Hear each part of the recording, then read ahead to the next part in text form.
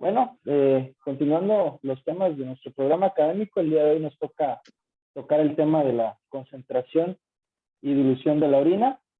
Aquí el máster Cardona fue quien supervisó las diapositivas. Y bueno, empezamos. La bibliografía o con lo que me respaldé aquí la información para la presentación, pues de entrada es, yo creo que un 98% del Brenner, 1% ese artículo que metí y 1% de fundamentos de fisiopato de Renke, ¿no? Bueno, la agenda del día son 4 puntos que van a ser nuestros objetivos, irlos desglosando poco a poco. De entrada, la regulación independiente de la excreción de agua y sal, la organización paralela de las estructuras de la médula renal para procesos de concentración y dilución de la orina, los procesos de concentración y dilución de la orina a lo largo de la nefrona aquí en mamíferos. Y ya por último, la fisiología molecular de procesos de concentración y dilución de la orina, ¿no? Aquí ahorita en el transcurso de la presentación, pues iremos desglosando cada uno de estos puntos. Bueno, para ir empezando, ¿no? Como ya sabemos todos, nuestros riñones son responsables de numerosas funciones homeostáticas y prácticamente de la homeostasis en sí, como ya habremos leído en algunos artículos o en algunas bibliografías. Y como ejemplos, pues tenemos estos 5 puntos, ¿no? La tonicidad del líquido corporal, que pues va a estar controlada principalmente por la regulación de la excreción renal de agua, el volumen de líquido extracelular, pues principalmente regulado por la excreción del cloruro de sodio, el equilibrio de ácido-base de manera sistémica, pues obviamente regulado por la excreción neta de ácido como tal, el equilibrio de potasio sistémico, pues obviamente regulado por la excreción de potasio, y el equilibrio de nitrógeno, pues eliminando la excreción de urea, ¿no? Eso es como que nuestro parteaguas para esta presentación. Bueno,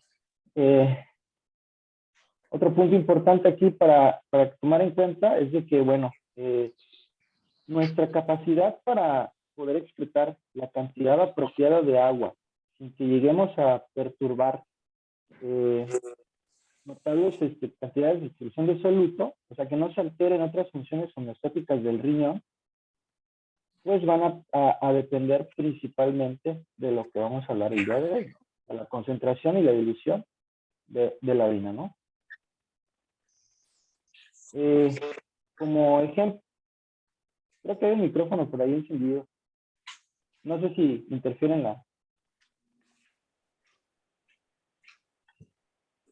Bueno, como ejemplo, vamos a ver esta imagen.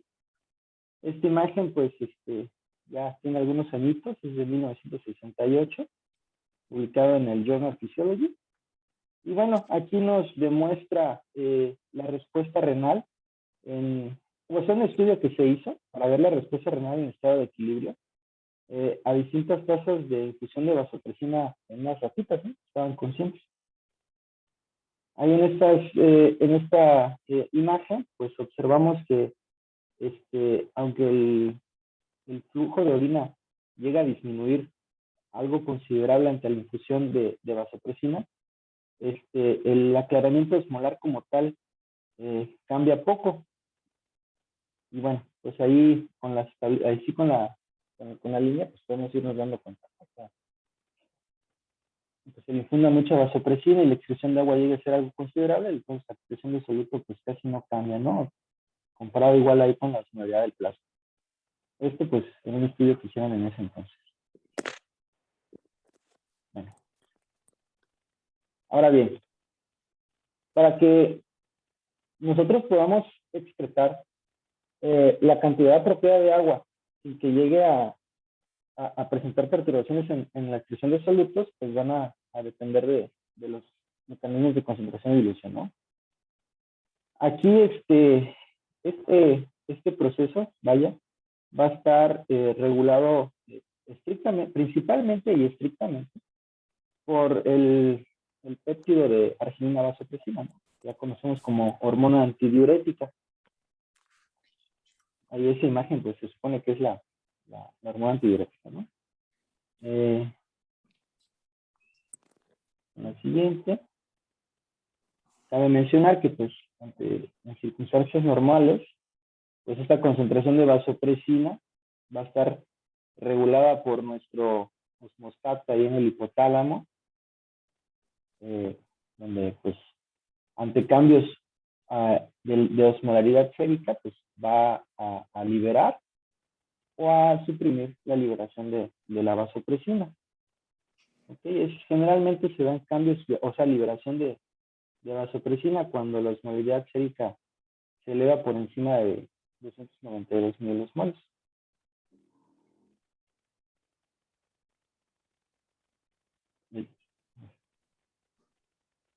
Pues esto es lo que ya habíamos comentado, ¿no? Si se eleva la osmolaridad plasmática, la hipófisis posterior se va a encargar de segregar vasopresina y pues ya nuestro riñón va a responder a las concentraciones de vasopresina periférica, modificando nuestro flujo urinario. A modo de ejemplo, y para que vayamos entendiendo un poco de lo que va a tratar el tema, es de que si se excreta,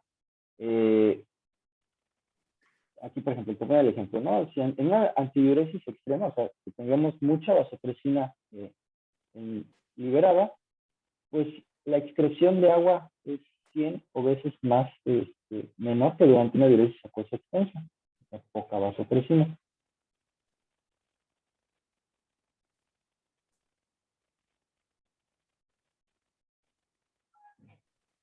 Bueno, continuamos.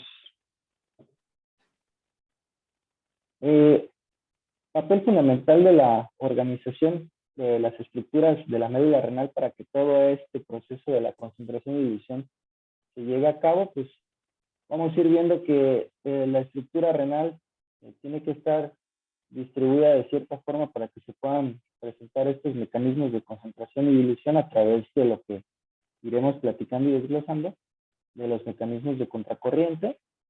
Y bueno, empezamos mencionando aquí que la regulación independiente de la excreción de agua y sodio, pues se van a dar en la médula renal. Y bueno, pues como ya les había mencionado, pues los segmentos de tanto la nefrona como la vasculatura renal van a estar dispuestos en relaciones anatómicas específicas.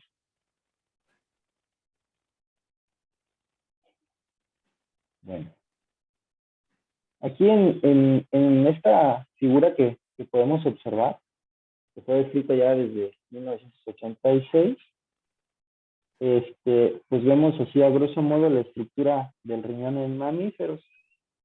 Aquí nos podemos dar cuenta de que, a ver, ¿cómo se los explico? Las regiones principales del riñón se van a mostrar aquí del lado izquierdo de la figura y van a estar representadas las configuraciones de una nefrona de asa larga.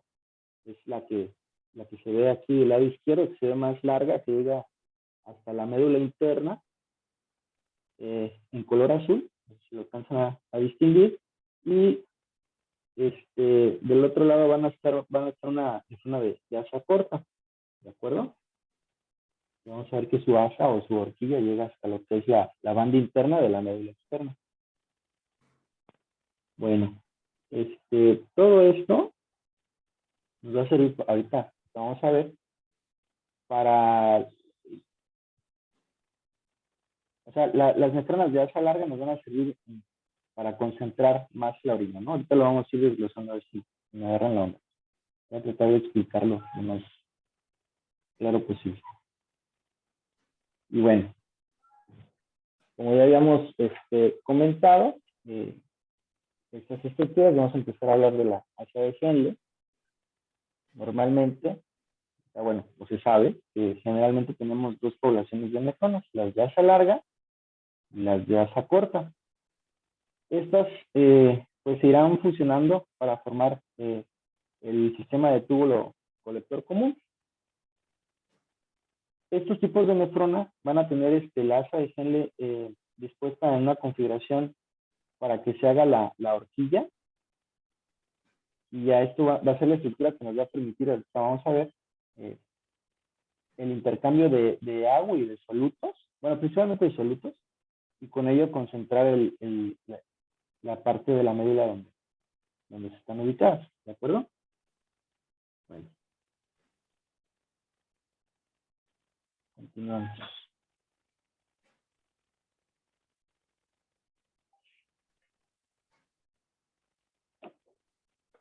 Bueno, aquí en esta figura, nosotros podemos observar la localización, ¿cierto? Mediante monomarcaje de nuestra médula renal. Bueno, no de la nuestra, ¿no? Estos estudios y estas fotos están realizadas en ratones, con ratas de laboratorio, pero podemos ver el transportador de urea ahí pintadito de color verde y marca el final de las ramas descendentes delgadas de la nefrona gacha corta. Esto con el factor de von Willebrand en color azul, marcando las células endoteliales de los vasos rectos y la acuaporina en color rojo.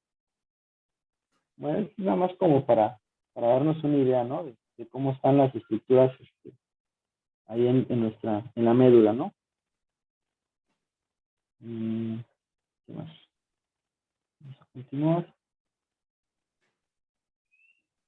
Esta otra figura, pues bueno, es una reconstrucción computarizada de la parte medular interna de varias nefronas de asa larga.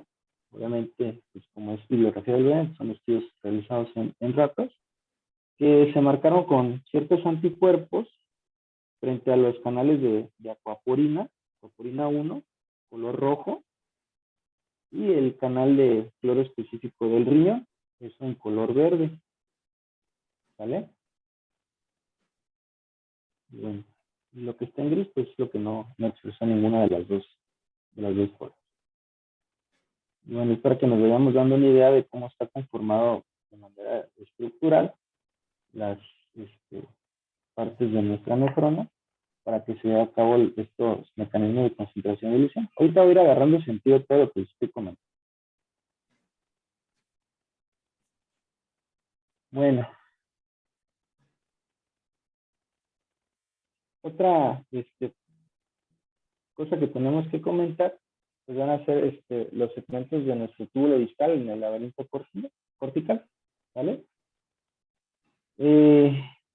Cuando nuestro líquido tubular va a salir del asa de Henle a través de la rama ascendente gruesa, y pues ya entra esa parte de nuestra nefrona, van a llegar a fusionarse para formar una arcada de túbulo conector, ¿sale? Y las células de nuestro túbulo conector van a expresar un canal de agua regulado vasopresina, que es la acuaporina 2, y un receptor de vasopresina tipo 2. Esto va a indicar que pues en estas arcadas van a ser sitios en donde la reabsorción de agua va a estar regulada principalmente por vasopresina. Esto ya va dando cierto parecido a lo que va a llevarse a cabo en los túbulos colectores. ¿Vale? Este es el... Bueno, ya dando continuidad a la estructura de nuestra nefrona, pues seguimos con el sistema del túbulo colector. Aquí cabe mencionar que pues nuestro túbulo colector pues abarca prácticamente todas las regiones de nuestro riñón, empieza desde la corteza y va avanzando hasta que se mete en nuestra médula interna. ¿De acuerdo? Ahorita les voy a mostrar una figura por aquí. Bueno, ya como les habíamos mencionado, ¿no? En la figura previa, habíamos visto que el túbulo colector pues, abarca toda la parte ya mencionada.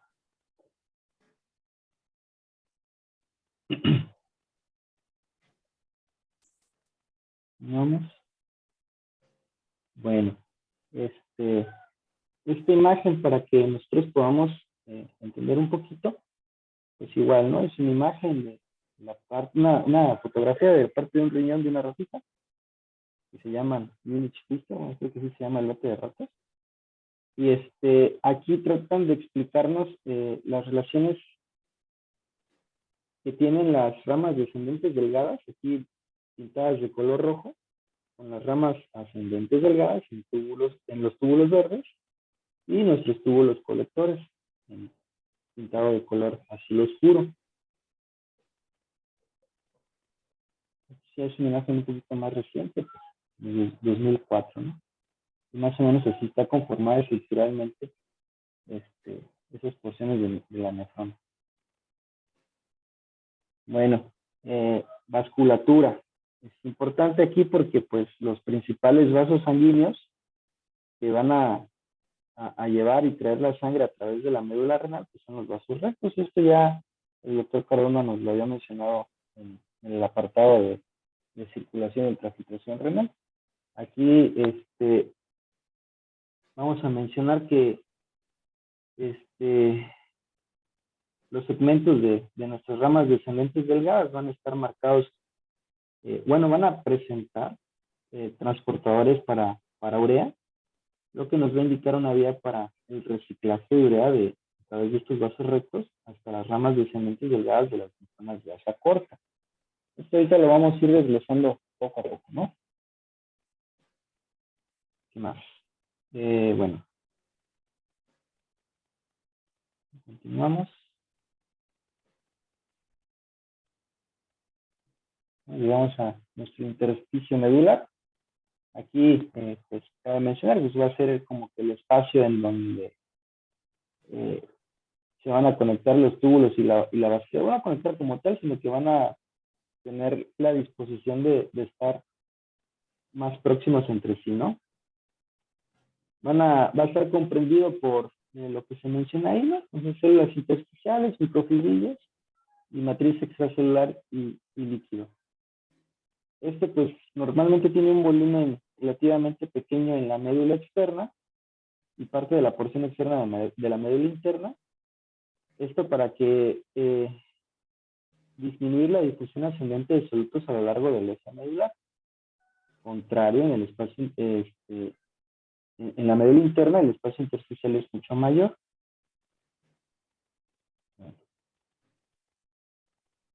Vamos a continuar. Ahora, este recuadrito aquí de color gris, ahorita vamos a ver para qué hay ciertas teorías para generar la energía necesaria para poder llevar a cabo mecanismos de contracorriente. Ahorita vamos a explicar cómo es que hay ciertas teorías. Una de ellas es que a través de la peristalsis que se lleva a cabo a través de la papila para expulsar la orina en el sistema urinario genera la energía necesaria para que todos esos procesos se lleven a cabo. Pero bueno, ahorita vamos a mencionar que es una teoría, ¿no? Una de tres. Continuamos. Vamos a ver con la pelvis renal. Pues como ya sabemos, pues, la orina va a salir del túbulo colector a través de los conductos de Bellini en el extremo papilar y va a entrar a la pelvis renal y pues ahí va a estar marcado el final, ¿no? Bueno, el inicio del recorrido de la orina por el sistema urinario, pero aquí lo importante que tenemos que mencionar es de que este espacio de la pelvis renal va a estar tapizado por un epitelio transicional y el parénquima renal va a estar separado por un espacio pélvico recubierto por un epitelio cúbico simple. Vamos a ver, ¿no? Y bueno, se ha llegado a plantear que hay cierto transporte de agua y de soluto, el cual se puede producir a través de este epitelio, y con ello modificar hasta cierto punto la composición de nuestro líquido intersticial medular. Bueno. Como ya les había mencionado, estas contracciones que van a permitir que el flujo de la orina se lleve a cabo, dan parte a que en esas teorías se suministra energía para concentrar soluto, ¿no? Pero bueno, eso ahorita lo veremos más adelante. A ver, continuando, llegamos al otro punto importante, a desglosar los procesos de concentración y dilución de la orina. ¿Cuáles son los sitios principales? Yo creo que pues toda esta charla se centra en dos puntos principales, ¿no? El asa de Henle, que es nuestro sitio principal de dilución, y por otro lado, el túbulo colector como tal. Bueno, a partir del túbulo distal, túbulo conector y túbulo colector principalmente, donde va a ser nuestro sitio principal de concentración urinaria, ¿no? Bueno,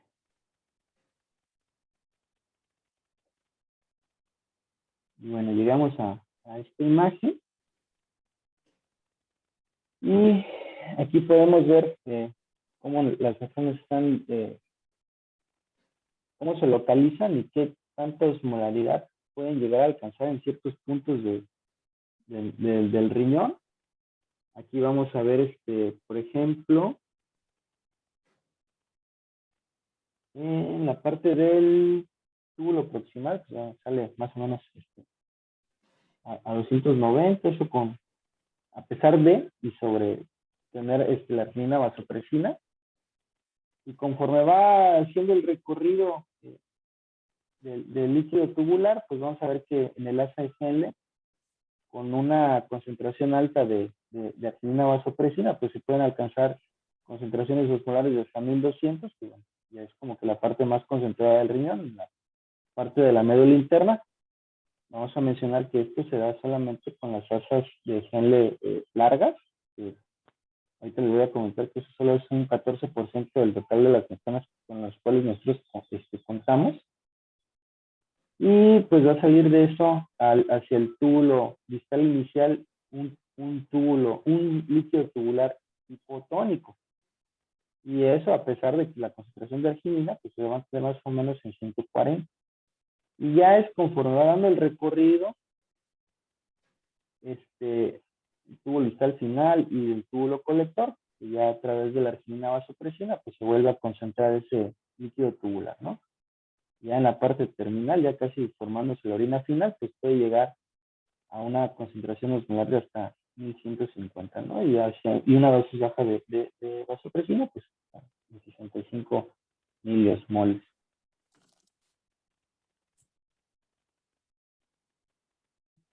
Bueno.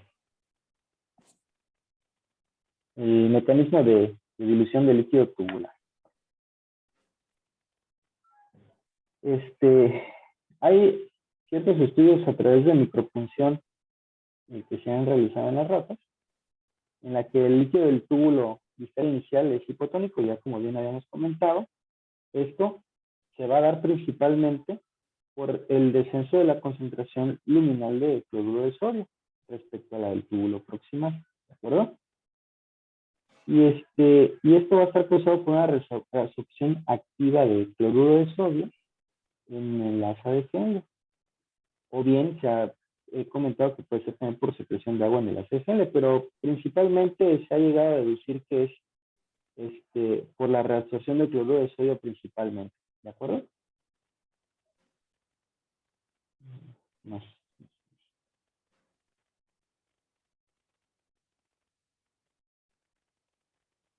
Bueno, esto ya lo que habíamos comentado, niveles de vasopresina circulante alto, pues va a presentar una absorción neta del agua en el túbulo distal final, el túbulo colector, esto va a concentrar la orina y va a diluir la parte medular.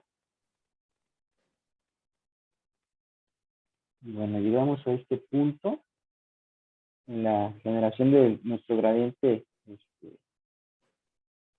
axial de cloruro de sodio en la médula externa renal. ¿De acuerdo?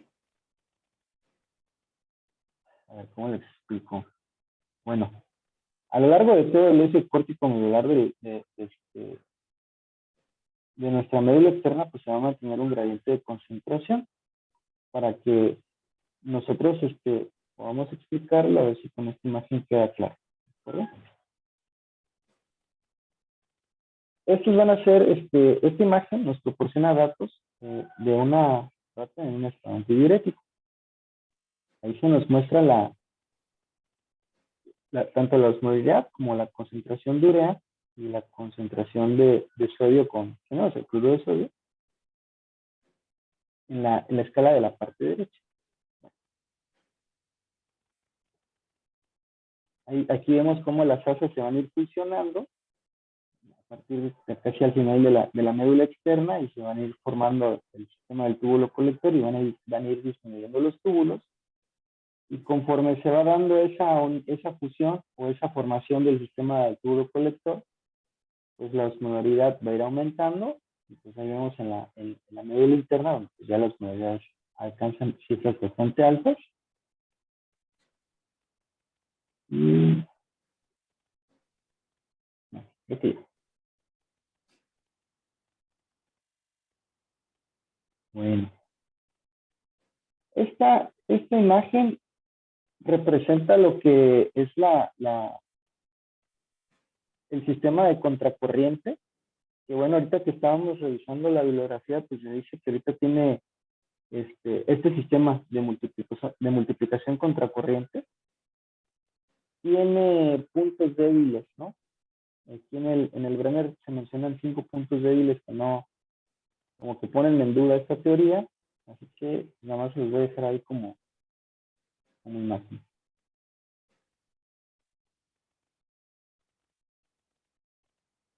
Pero eso sí vamos a explicar.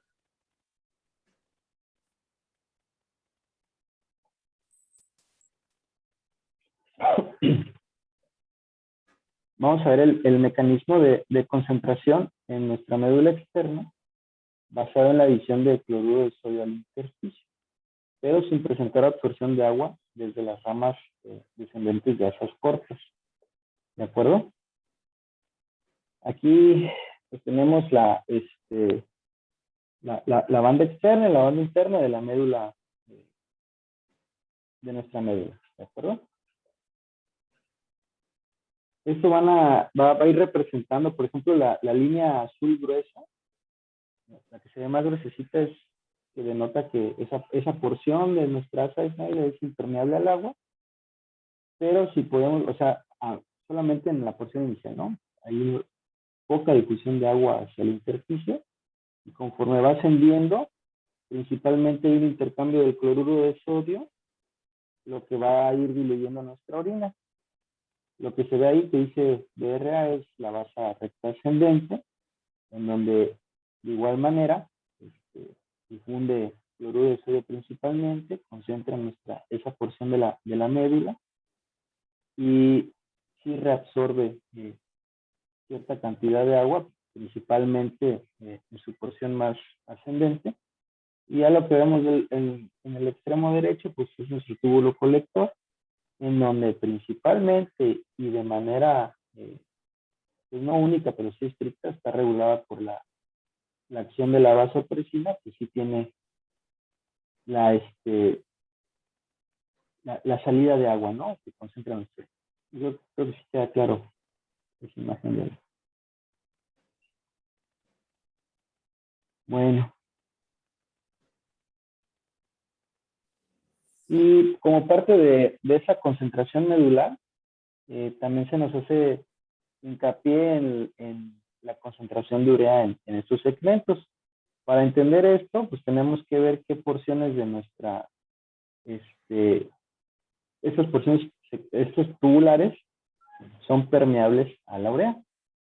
Ahí las partes más gruesecitas que se alcanzan a ver, pues es lo que denota que es donde tienen mayor eh, intercambio de la urea como tal, ¿sale?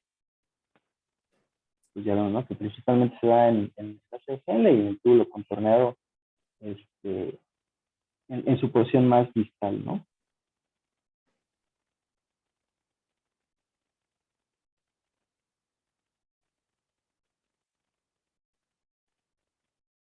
Bueno, esta es una representación esquemática de nuestro túbulo colector. Y pues ahí se denota principalmente los sitios donde se da la absorción de agua y la absorción de urea. Como ya habíamos mencionado, en las porciones más iniciales de nuestro túbulo colector, pues desde lo que abarca desde la parte de la corteza a la médula externa, principalmente es por absorción de agua, y en sus porciones más distales, pues va a ser por la absorción de urea.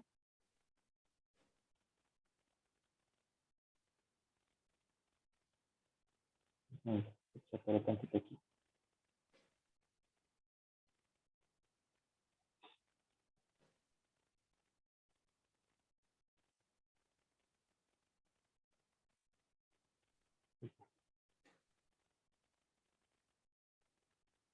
Bueno, hasta aquí lo que hemos estado ya comentando es cómo nuestro riñón va a generar ese estado hipertónico en el espacio medular, sobre todo en la médula interna.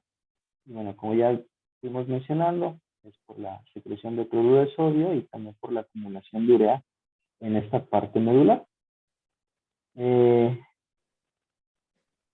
Así a modo de resumen, pues hasta ahorita podemos tomar en cuenta que esta acumulación de urea pues va a ser dependiente de las diferentes permeabilidades de la urea a lo largo del sistema tubular colector.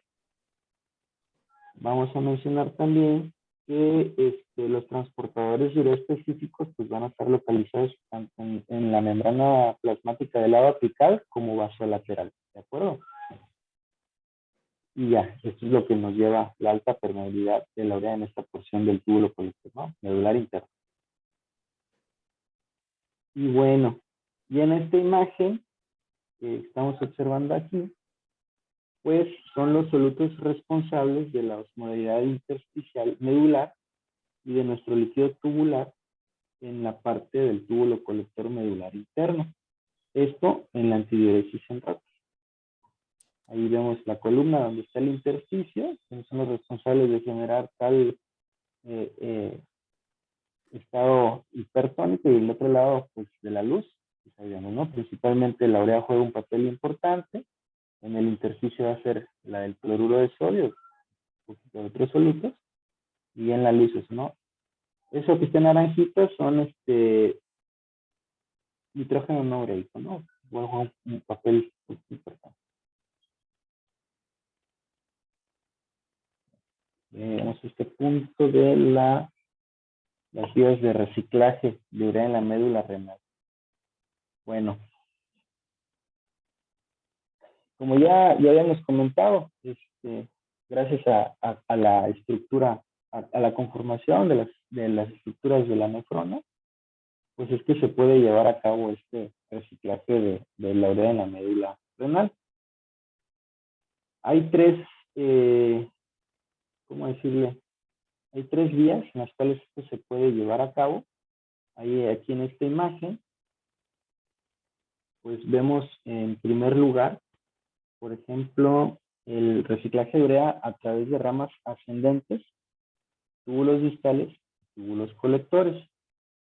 Las líneas rojas van a ir delimitando eso, ¿de acuerdo? A ver si por ejemplo.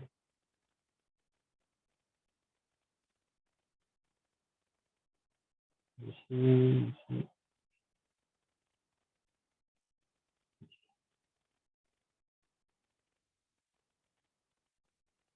Les explico.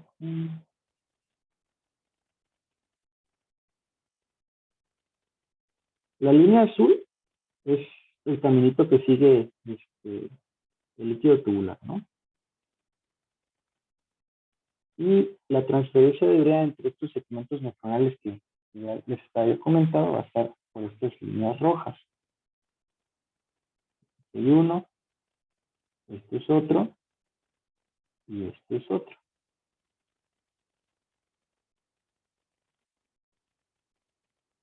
Y bueno, el primero, el que se menciona ahí, que toma en cuenta la rama ascendente, el túbulo distal y el túbulo colector, va a ser la primera parte. La segunda es un reciclaje de urea a través de los vasos rectos, las asas de Henle cortas y los túbulos colectores. Y ya la otra, sí, más un corto, es entre la rama ascendente y descendente de las asas de Henle. Es nada más para tener en cuenta en qué porción de la médula interna y en qué parte de los segmentos se lleva a cabo este proceso, ¿no? Este proceso que tiene la finalidad de mantener ese medio intersticial hipertónico. Bueno, la absorción de agua en el túbulo colector y el equilibrio osmótico, pues va a depender principalmente de dos procesos independientes, ¿vale? El primero, pues es que se genera un intersticio medular hipertónico por concentración de cloruro de sodio y urea y por procesos contracorriente. Y el otro, pues es que hay un equilibrio osmótico de líquido tubular en el interior de los túbulos colectores con el intersticio medular hipertónico.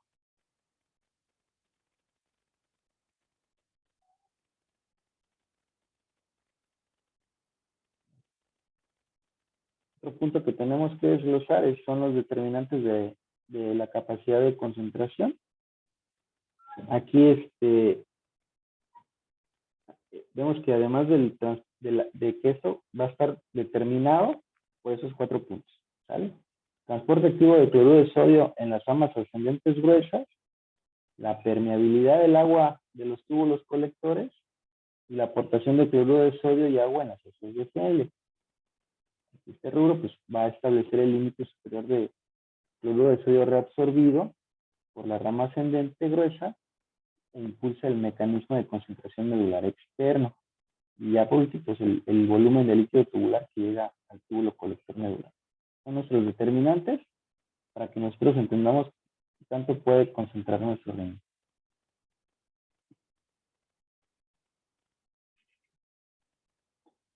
Y bueno, hay 3 teorías en las cuales, 3 teorías que explican los mecanismos de concentración en nuestra médula interna: el mecanismo contracorriente pasivo, la hipótesis del soluto externo y la hipótesis de la inducción mecanosmótica. Esa última es la que les comentaba yo, de que era a través del peristaltismo de la pelvis renal que genera la energía suficiente para que se lleve a cabo este proceso. Y bueno,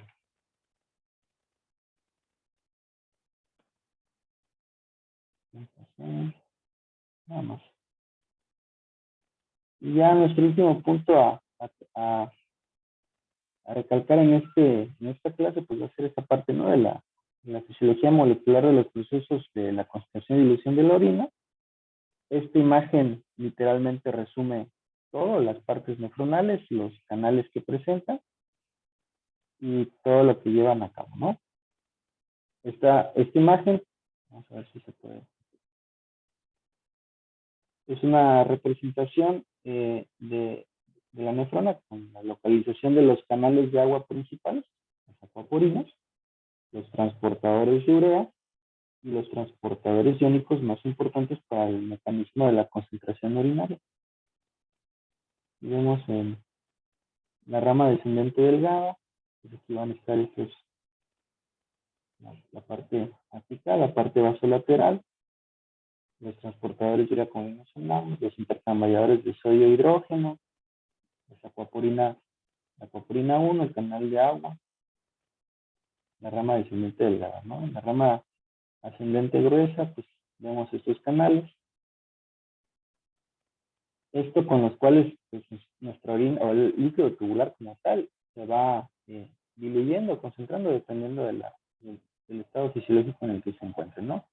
Normalmente en el ACGL, pues como ya hemos comentado, gracias a estos canales, pues se llega a concentrar el intersticio medular y a diluir el líquido tubular. Y conforme van avanzando, túbulo contorneado distal, pues recuerden que aquí ya llega un líquido tubular prácticamente hipotónico, y ya conforme va avanzando este recorrido, es en esta parte del sistema de túbulo colector, donde se puede ir concentrando la orina y diluyendo el intersticio medular a través de las principales acuaporinas, ¿no? Generalmente regidos por la acción de la vasopresina. Bueno, ¿qué más les puedo contar? Esto sí que estos canales y todo este rollo que les estoy comentando, la verdad es como que es como una presentación de todo lo que vamos a estar viendo a lo largo de la unidad. Y una vez que empecemos a ver, por ejemplo, alteraciones de disnatremias o alteraciones del estado de volumen por el agua, ¿no? Esta tabla prácticamente es como un resumen de cuáles son esos canales, en dónde actúan y si están regulados por vasopresina o no. Prácticamente complementa la imagen anterior. Y pues vamos a ver aquí. Este es más bien un resumen, ¿no? Tenemos las acuaporinas, los transportadores de urea, los transportadores o los canales iónicos que también influyen para concentrar la parte medular interna, pues principalmente el sodio de potasio de cloro, el intercambiador de sodio hidrógeno, con transportador sodio-cloro, el canal de cloro específico, el canal grande de potasio y el contrasportador potasio-cloro. Es como para que tengamos, ¿no?, ya presente que todos esos canalitos pues, van a ser parte ya de nuestra lectura a partir de aquí, ¿no? Y ya para finalizar el tema, el capítulo del Brenner pues hace como que un breve resumen de cada uno de estos canales y cómo actúan en la nefrona. Obviamente, pues esto es a través de estudios que se han realizado en los ratones, ¿no? Y aquí ya nada más puse como que lo más relevante de cada canal. La paporina 1, parte del túbulo proximal, la rama descendente. Esto pues es del aumento del volumen de orina, la disminución de la osmolaridad urinaria, no aumenta en respuesta de la privación de agua. La paporina 2, túbulo conector y colector. Paporina 3 y 4. Los transportadores de urea, principalmente en la parte final del túbulo colector, en la parte medular interna. A través de ello se genera el mecanismo de contracorriente pasivo.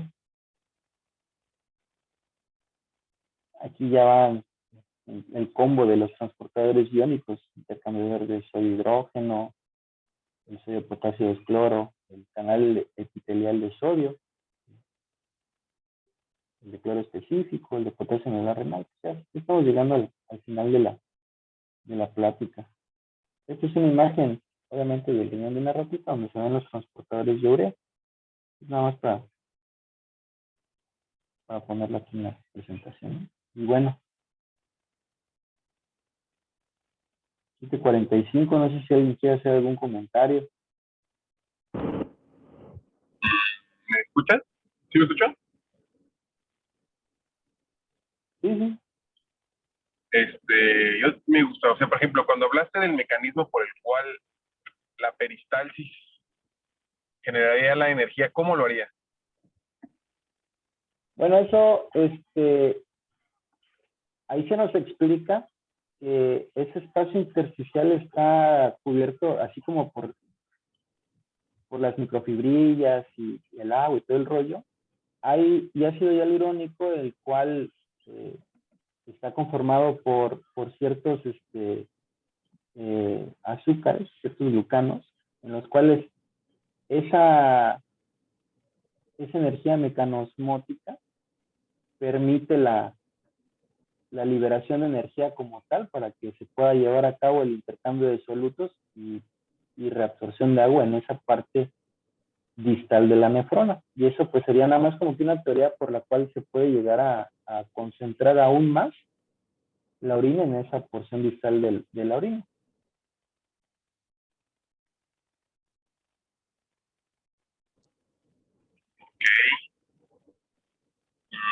Yo creo que hubiera estado un poquito padre, un poquito más padre, que hubiera sido un poquito más específico precisamente en esos procesos por los cuales se lleva a cabo el mecanismo de multiplicación contracorriente, o sea, haciendo énfasis en las concentraciones luminales y medulares de los solutos en particular, porcentaje de difusión de uno en los diferentes puntos de la nefrona, porque de hecho es uno de los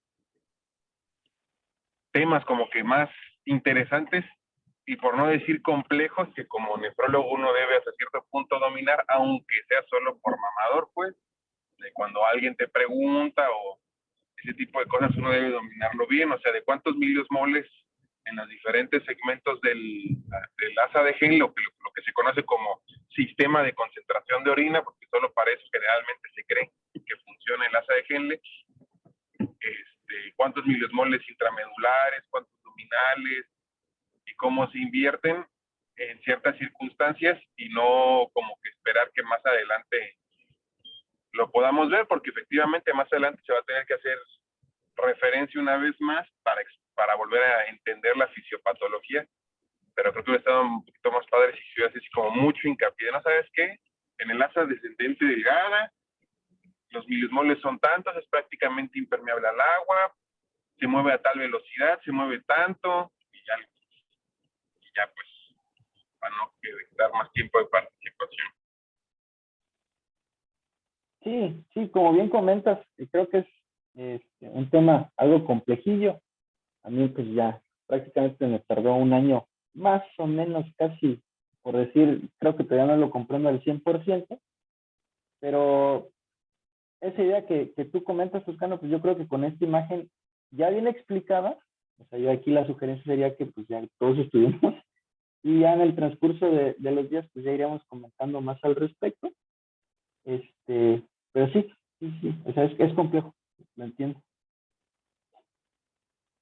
No sé si alguien más quiera opinar algo, comentar algo. 7:49 ya para que iniciemos la Bueno, pues, talacha. sí, pues bien a gusto, ¿no? Sí, buen día. Buen día.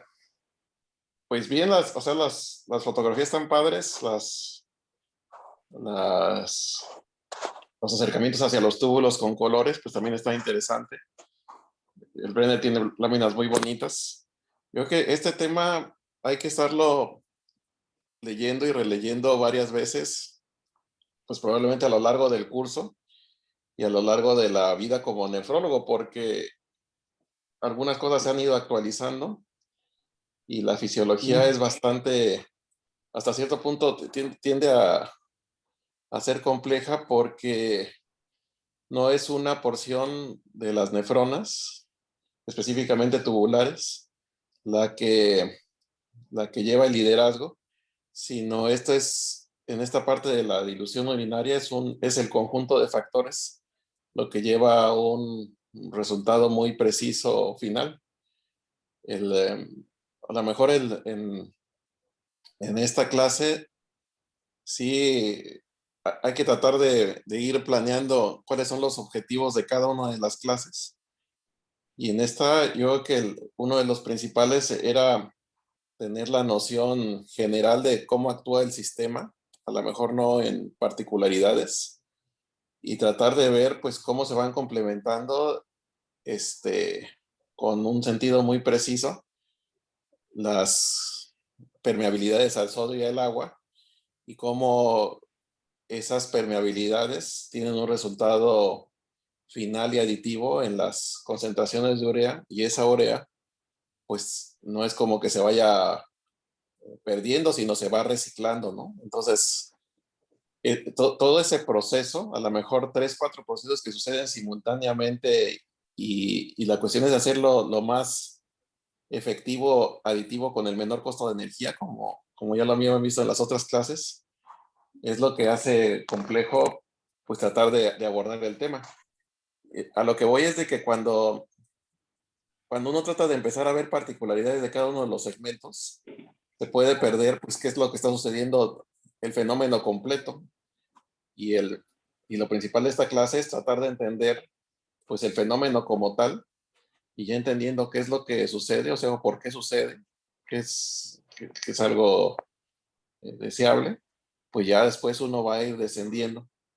Entonces, yo que a lo mejor para cada una de las clases, lo que hay que tratar de ir trabajando, porque ha sucedido también en las clases pasadas, sobre todo en estas partes de fisiología, pensar cuál es el objetivo general de la sesión, y sobre ese objetivo general a lo mejor tener muy claro, entregar unas 2 o 3 ideas complementarias, una idea central y 2 o 3 ideas complementarias, y sobre esas 2 o 3 ideas complementarias tratar de ir trabajando a lo mejor con un esquema general, y sobre ese esquema general ir regresando pues para que el auditorio pues trate de ir progresando de tener la información a empezar a generar un poco de comprensión, que es otra forma de conocimiento, ¿no? Entonces, yo creo que en cada una de las clases hay que ir en esta progresión de tener cada vez mayor información de calidad, pero esa información de calidad vaya contribuyendo a una comprensión del sistema completo. porque si no se corre el riesgo de que la información puede quedar fragmentada y lejos de contribuir a la comprensión, pues va a desorientar inclusive pues no va a quedar claro las clases que siguen. Ese sería como comentario, pero en general pues el tema, sobre todo las primeras años que uno lo está leyendo, es algo complicado, pero poco a poco, conforme se va a ir repasando, pues se vuelve haciendo más ligero y hasta lo va uno disfrutando. Muchas gracias.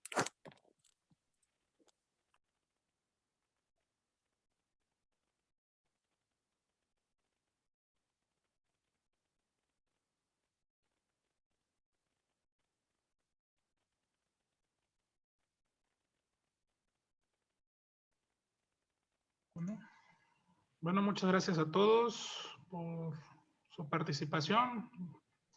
Nos vemos a la misma hora mañana a las 7 con la clase de la doctora Basti. No. Yo. ¿Ah, tú? Ah, Sí, señor. Ya estuvo, ¿no? Sí. Vale, nos vemos en el hospital.